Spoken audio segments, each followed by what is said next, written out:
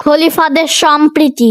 ইসলামের প্রথম খলিফা হযরত আবু বকর রাদিয়াল্লাহু আনহু হীরা নামক স্থানের সংখ্যালঘু খ্রিস্টান সম্প্রদায়ের সঙ্গে নিরাপত্তা বিষয়ের যে চুক্তি করেছিলেন তাতে বলা হয়েছে তাদের গির্জা তথা ধর্মীয় উপাসনালয় ধ্বংস করা যাবে না, তাদের ঘরবাড়ি ভেঙে দেওয়া যাবে না এবং ঘন্টা বাজানো থেকে তাদের নিষেধ করা যাবে না।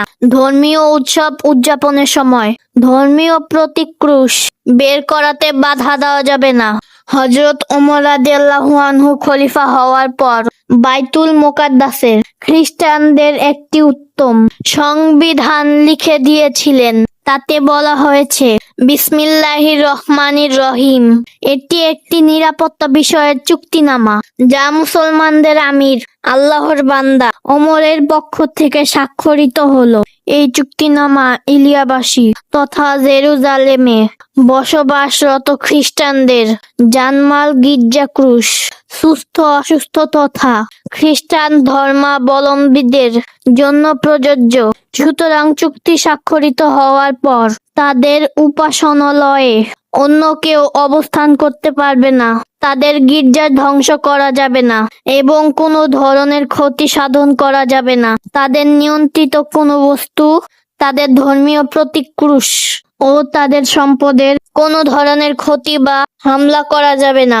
হযরত ওমর ইবনে আব্দুল আজিজ রহমাতুল্লাহি আলাইহির শাসনের আগে খ্রিস্টানদের একটি গির্জা ভেঙে মুসলমানরা মসজিদ বানিয়েছিল। ওমর ইবনে আব্দুল আজিজ খলিফা হওয়ার পর খ্রিস্টানরা এ অভিযোগ নিয়ে খলিফার দরবারে গেল। সঙ্গে সঙ্গে এক ফরমান পাঠিয়ে খ্রিস্টানদের গির্জা যেভাবে ছিল ঠিক সেভাবে তৈরি করে দেওয়ার নির্দেশ দিলেন। তথ্যসূত্র তারিখে তাবারি, ২য় খণ্ড, পৃষ্ঠা ৪৪৯, ফতোয়ায়ে হক্কানিয়া ৫/৪৮।